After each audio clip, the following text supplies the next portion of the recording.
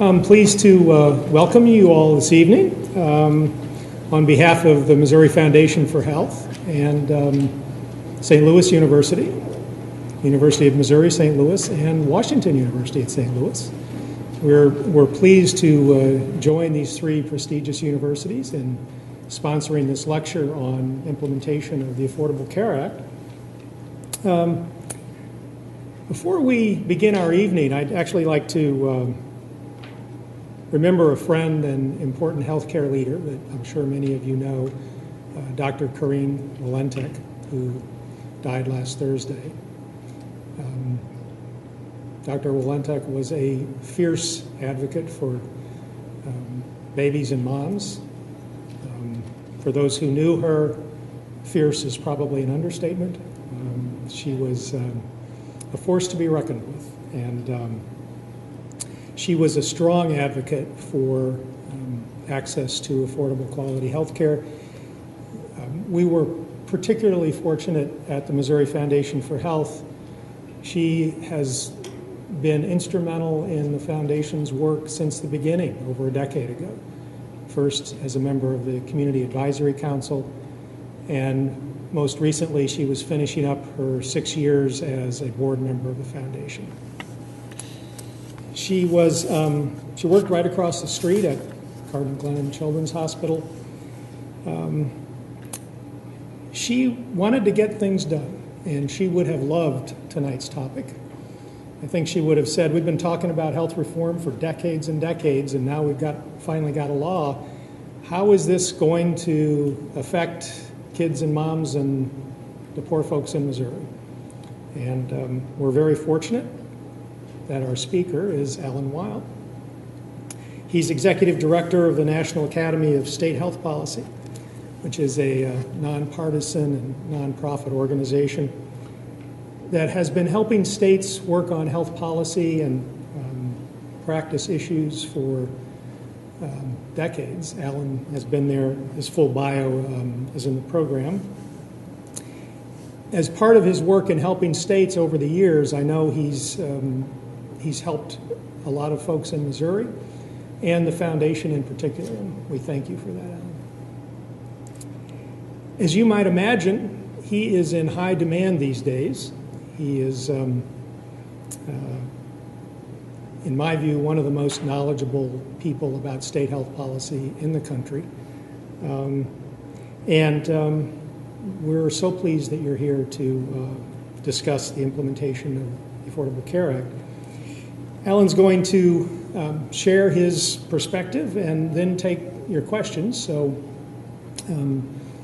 be prepared to ask those, and we'll ask you to come to the microphone at the conclusion of his remarks to ask those, or you can pose questions via Twitter at #MoPolicy. Please join me in warmly welcoming Alan Weil. I'm going to talk tonight about what's at stake for Missouri, and the way I thought I would lay out the material is to set the stage a little bit about why we need to be doing this. It may seem obvious, and many of you who've been working on this for some time will find it obvious, but I think we always have to go back and remind ourselves why we're taking on this challenge in the first place. I'll bring you some knowledge about where states are in implementing the Affordable Care Act, so you can have a sense of where you fit in the country. Talk a little bit about your options here in Missouri, and think about where this takes us into the future. Get my hard copy version out here. I went to a lot of health policy conferences back in the 90s, and there was one thing that I could count on being said at every single one of those conferences. Someone, or often 2 or 3 people, would put up a slide that had these 3 words on it: quality, access, and cost. And they would say the following sentence: quality, access, and cost. We can have 2, but we can't have all 3. We can give everyone something lousy. We can give everyone something great, but then we can't afford it. If we're going to afford it, we can't really give it to everyone if it's high quality. That was the received wisdom, and that's the way we really looked at the world as we did health policy those years. And given that view of how healthcare worked, we gave doctors responsibility for working on quality, and they told us it was great, don't worry about it. Democrats, when they were in control, worked on access and said, we've got to get all those people covered. And when Republicans were in control, they would say, we've got to do something about costs, and we've got to bring them down. And everyone went off into their own corners and did their own work to try to get the one area that they thought was most important to work better, because we knew that we couldn't have the whole package. And this is what it gave us. It gave us the highest healthcare spending in the world, not just a little bit higher, but massively higher, whether measured as spending per person or as a percent of GDP. There we are in the black at the top, completely an outlier by international perspectives. It gave us the worst access problems in the world.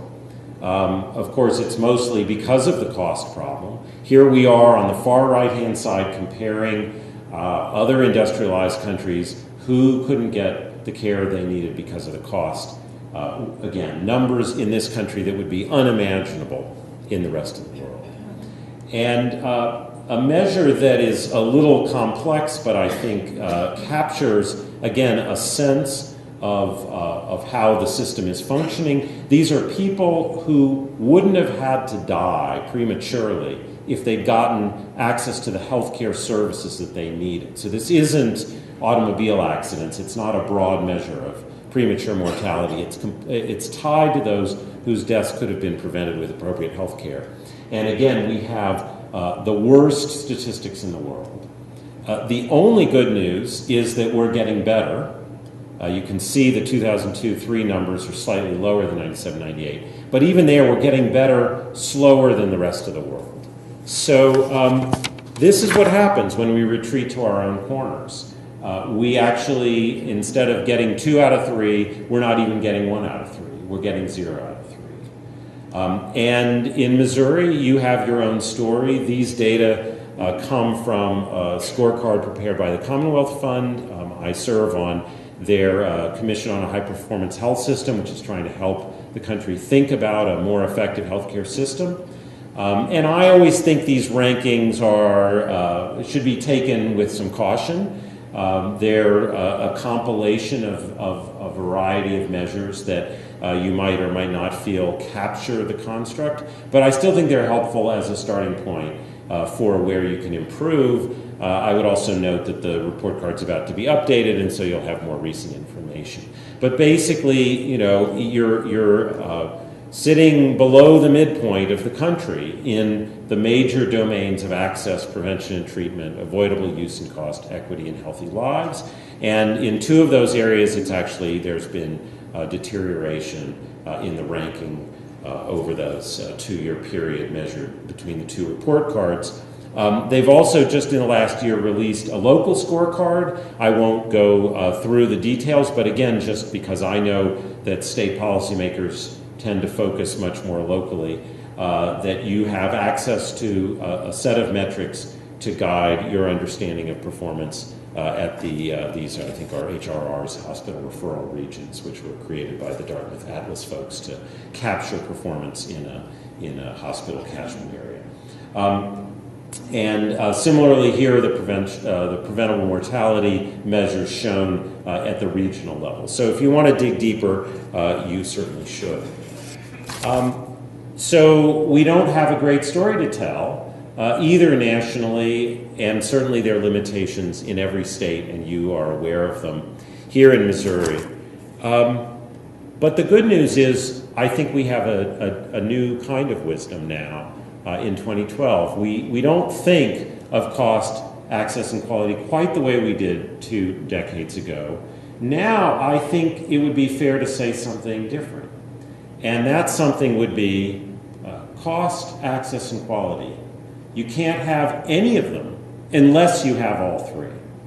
We are now coming to understand that many of the sources of high cost are actually quality failures. That if we provide higher quality care, we can reduce cost. We know that a lot of the excess cost is driven by inadequate access to timely services, and so people get care too late when the costs are higher. We now, I think, have an understanding of a potentially positive reinforcement across these 3 domains instead of viewing them as in competition with each other.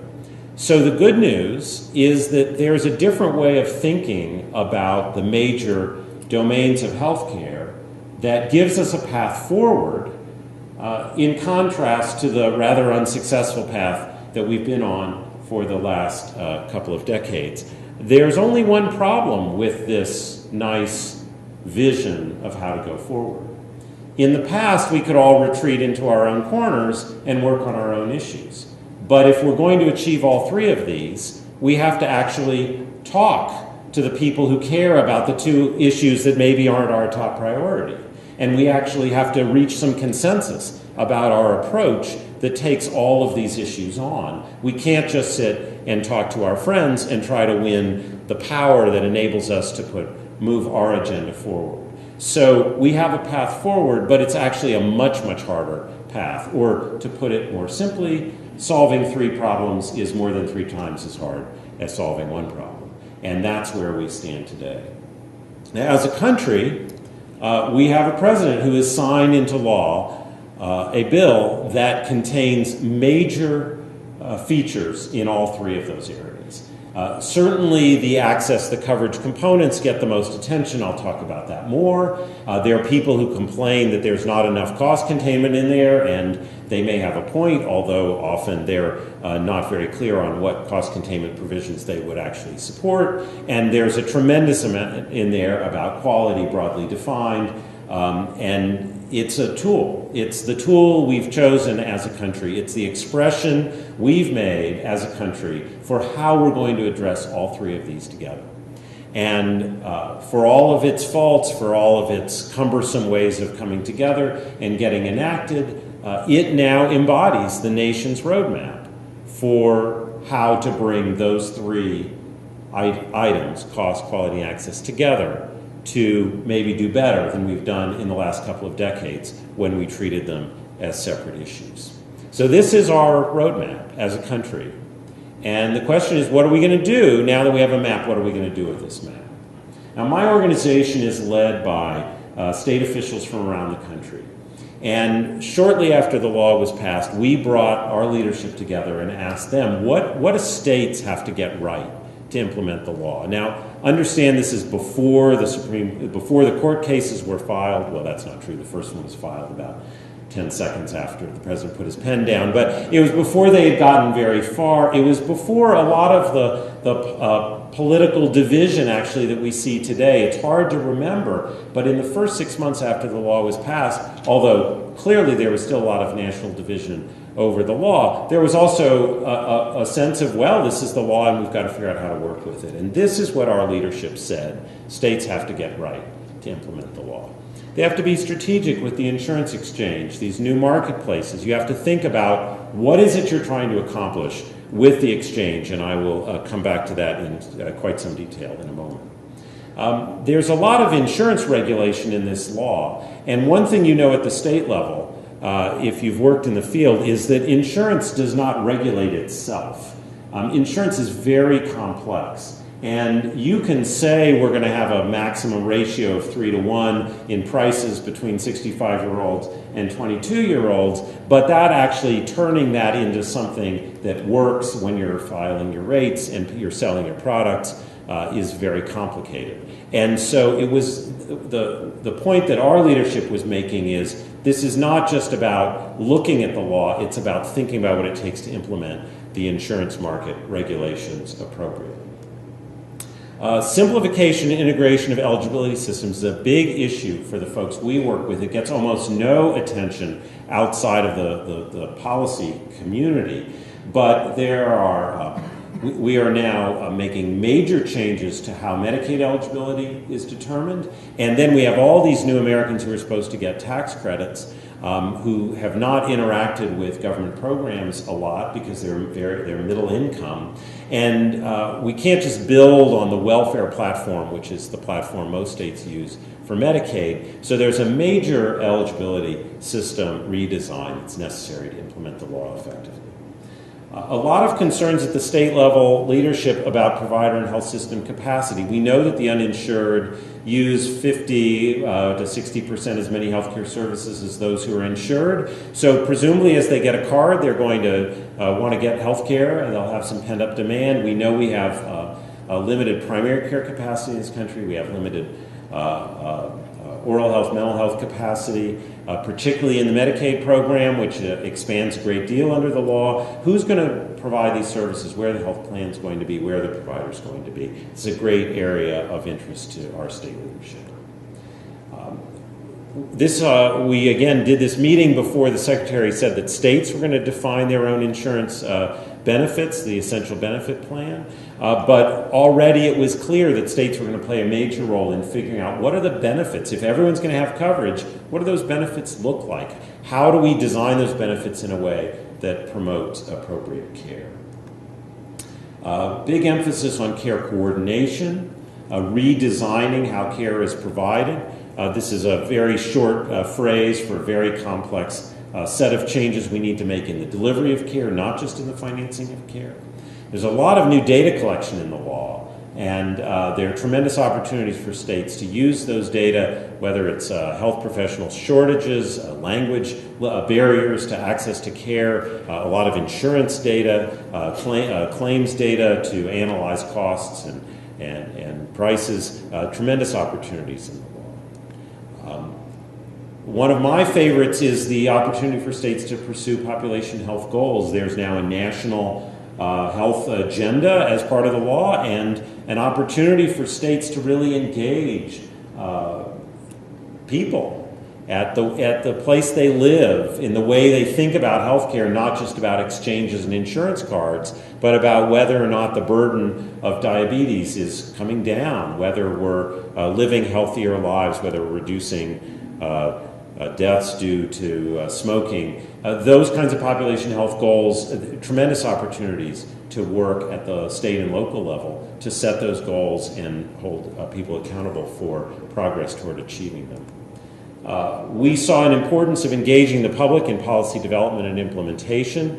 One of the lessons we know from Massachusetts, a leader in health policy, is that you don't just need the public to be with you when you enact the law. You need them to then tell you what's going wrong after you enact the law so you can fix it. If the public checks out or views this as something not about them, you lose an important feedback loop for improvement. And finally, we need to pull all of these together to demand quality and efficiency from the healthcare system. So I go through this list to give you a sense of what people looking fresh at the law said. This is what states need to do. This is what states need to get right. This is where states should focus their energy. And frankly, they were giving this advice to my organization. This is where we want you to help us do a better job. And ideally, we would have a balanced approach to this list of 10. We would look at things like delivery system improvement and access to care and all of these things that are about improving health. And then we would look at the coverage provisions, insurance exchanges and Medicaid implementation, and we would do all of these, and we would do them together and equally. But the reality is the implementation of the law occurred the first couple of years at a time when states were in their worst fiscal circumstances that they'd really ever seen. And they had very limited financial resources, very limited human capital resources. And the primary work that states turn their attention to in this environment where there was so much to do is where the federal government gave them money. And the federal government mostly gave states money on the coverage components. We know, you know, here and around the country, planning grants and then development grants to bring up insurance exchanges, 90% federal match rate to improve Medicaid eligibility systems, a lot of financial flows from the federal government to get the coverage pieces in place because they go into effect January 1st, 2014. There's a lot of work to be done from day one. We need to get states working, and that's what they did. Now, to be fair, there's been a lot of federal government attention on delivery system improvement, on the accountable care organization regulations designed to help support reorganization of care, but that's mostly through Medicare, at least ACO regulations are specifically Medicare.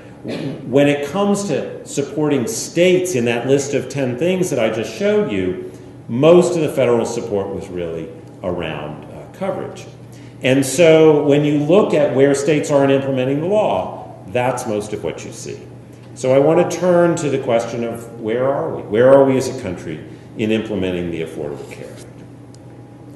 Well, there's many ways to look at this. This is sort of a summary chart that we prepared, looking at a range of actions states can take, some around exchange, some around Medicaid, some around insurance regulation. And we just loosely grouped states into three categories of doing the most, doing the least in the middle. Not surprisingly, you see Missouri there in the middle because there's been a lot of work done here. There's also some limitations in how far the state's going to go. This is one way to look at it.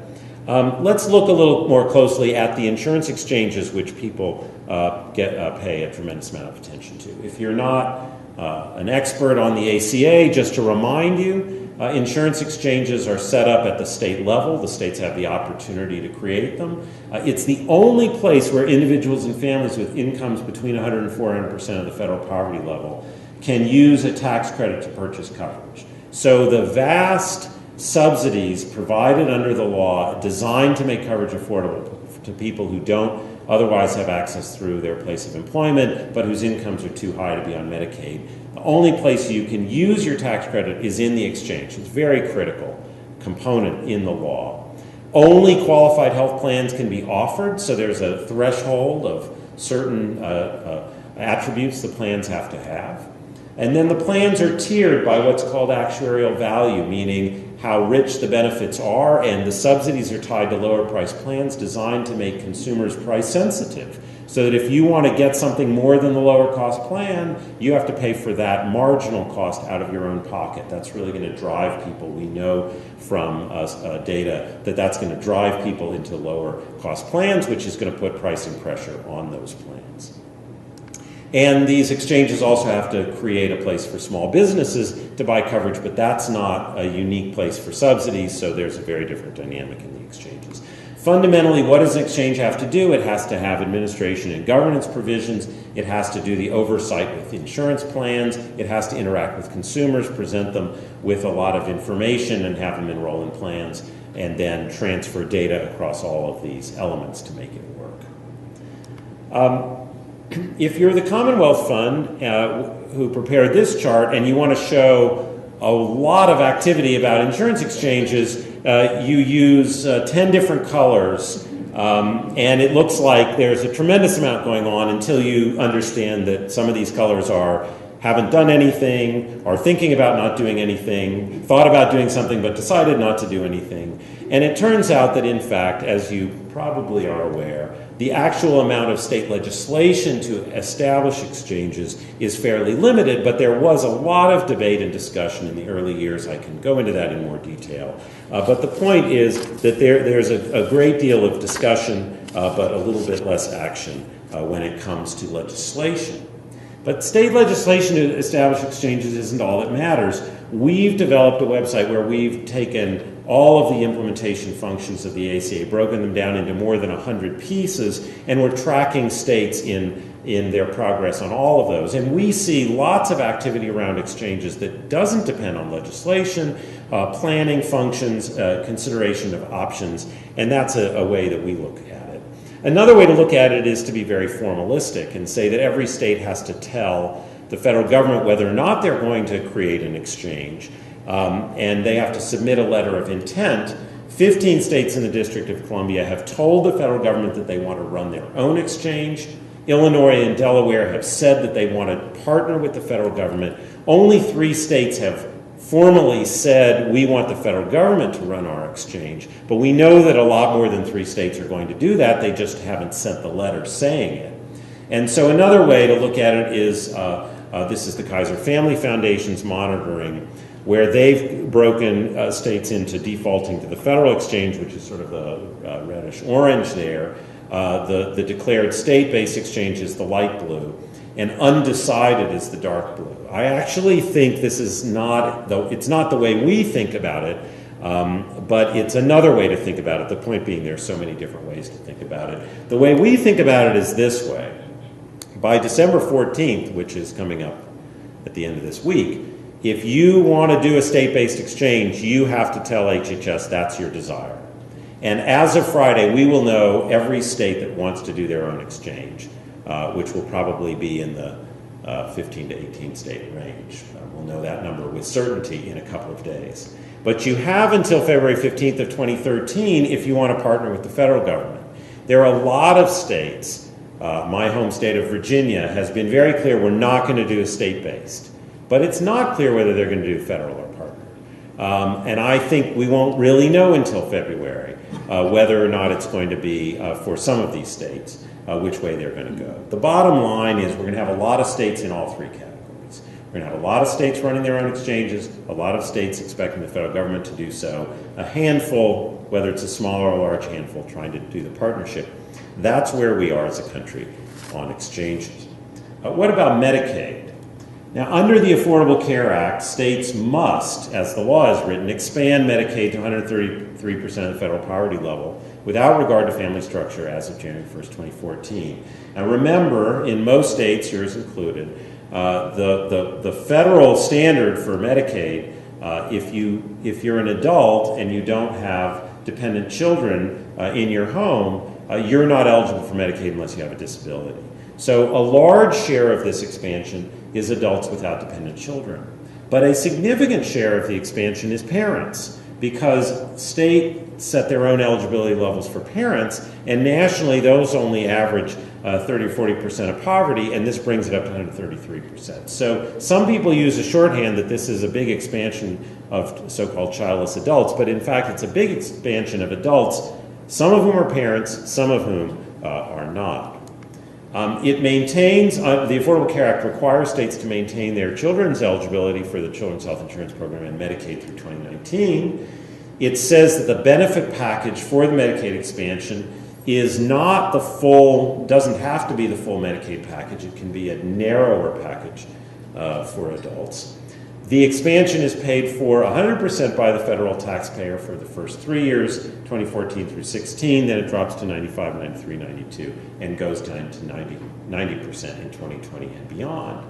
This is all in the Affordable Care Act, and then, oops, Supreme Court said, you know what, you can't require states to expand Medicaid, so the remedy for states that choose not to do this expansion is just you don't give them the money for the expansion, but you can't take away any of their existing Medicaid money to do so. So I do want to be clear, because people talk about the Supreme Court made the Medicaid expansion optional. That's not literally true. What the Supreme Court said was the law remains intact, but the remedy for states, the remedy that HHS has if a state chooses not to expand the law is a very prescribed remedy.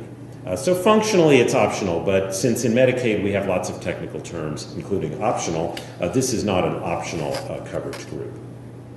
And I should note, if you weren't aware, some states were interested in expanding maybe to a lower level than 133% of poverty, and just yesterday, the day before, I lose track when I travel, in the last 48 hours, HHS has clarified that no, you either go up to 133% or you don't do it at all. You can't pick your own number. And I will just say, as someone who's read the statute, in the court case, that is clearly what's required by the law. So where are we on the Medicaid expansion? This is another deceptive slide. not because it's wrong, but because I think, again, it's easy to get ahead of ourselves. This is prepared by the Center on Budget and Policy Priorities, with the dark blue states saying they're going to expand, and the medium blue saying they're leaning towards, and the middle color, as is Missouri, unclear, undecided, and the yellow opposed. The challenge here is that most states aren't going to make, and you know this well in your budget process, most states aren't going to make this decision until 2013.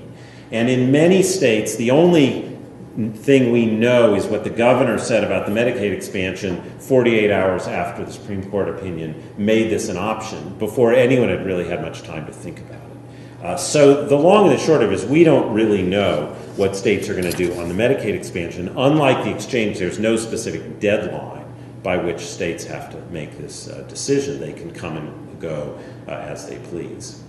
Now, I think it's very important as we think about, as a country, what are the implications of these decisions to, and here we are at an academic center, to be thoughtful about the information we use to make these decisions. And the exchange and Medicaid have become these two big issues to consider in thinking about state implementation, but they're fundamentally different. The exchange decision, if the state doesn't do it, the federal government will. The Medicaid, if the state does not expand Medicaid, they won't expand Medicaid. There's no federal fallback. So these are very different. So it's hard to analyze the choice of whether or not a state does an exchange, because the federal government will do it in their place. But it's very important to analyze the implications of a Medicaid expansion. And just within the last couple of weeks, the Urban Institute released new data published by the Kaiser Commission on Medicaid and the Uninsured that I think does a terrific job. Of course, I'm biased. I'm not only on the Kaiser Commission on Medicaid and the Uninsured, but I used to work at the Urban Institute.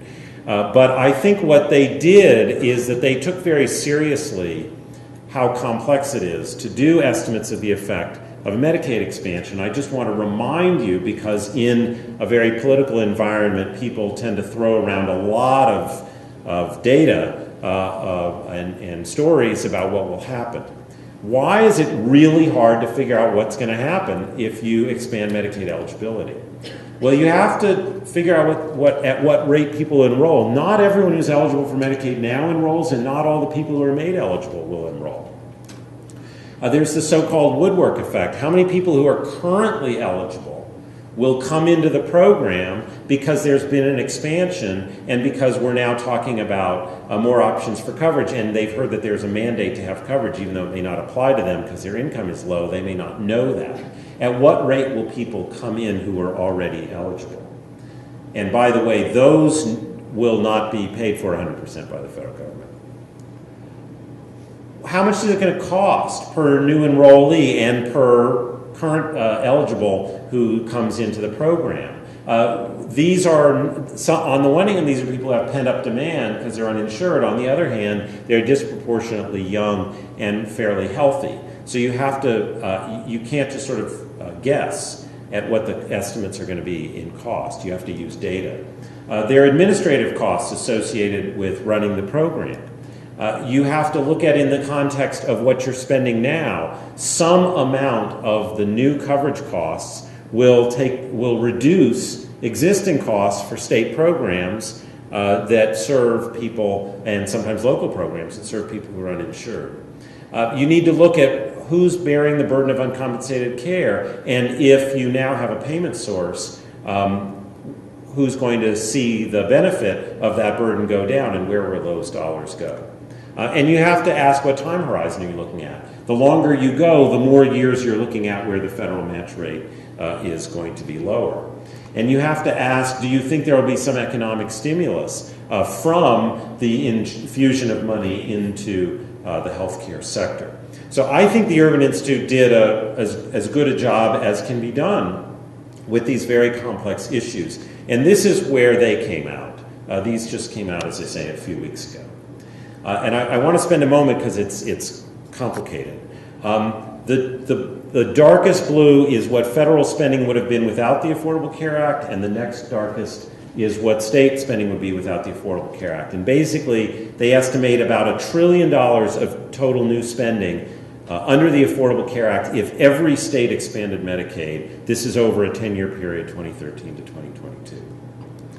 But what's most striking to me, not what I would have expected, is that of that $1 trillion, which is over there on the left, the vast majority of state cost occurs whether or not the state expands Medicaid. Even if they don't expand Medicaid, they're going to have some new cost due to the broader number of people who come in to Medicaid because of the existence of the insurance exchange and because of the existence of the reforms in the Affordable Care Act. Only $8 billion across all 50 states is the incremental cost to states of taking up the federal government on their option of expanding Medicaid, whereas $800 billion is the marginal cost to the federal government. So this is a very heavily federally financed expansion. Of course, you may have heard the federal government doesn't feel like it has a lot of money right now. I don't want to be naive about that. But from a state perspective, the state costs are not particularly large. And I'll come back and look at Missouri in a moment. And these are data from some very, I think, really the best studies that have been done. We tend to get so caught up in the cost and the money, but we also know that Medicaid actually reduces mortality. That in the few quasi-experiments that we can run, we know that when people have coverage, they are less likely to die. And so this is not just a dollars and cents issue. It's also a question of people's lives. So what is at stake for Missouri? Well, as I say, the exchange decision, the federal government will do it for you if you don't. If you take the Urban Institute numbers on Medicaid, this is what they have to say. In 2022, without the Affordable Care Act, you'd have, these are estimates. I want to be clear, but I think they're as well done as you can do for anything you're looking at this far in the future. 916,000 people in your Medicaid program. Without the expansion, you'd break 1 million, and with the expansion, you'd be up at 1.4 million people enrolled. So it's a lot bigger Medicaid program if you expand to 133% of poverty. The number of uninsured in Missouri would be 311,000 people in 2022. If you do the expansion, it would be 800,000 without the ACA. So the number of people without insurance in the state goes way down if you do the expansion. That's according to this set of modeling estimates. The state will receive $17.8 billion in federal funding. Of course, that comes from the federal taxpayer. And your state Medicaid costs will increase by 3.6% over the non-expansion costs. So you'd have an extra $1.6 billion in state expenditures due to the expansion. Now this is over a 10-year period. What your general fund is $8 or $9 billion. So this is $100+ billion of general fund over those 10 years, probably closer to $150 billion. So this is in the range of 1%. I wouldn't try to be more precise.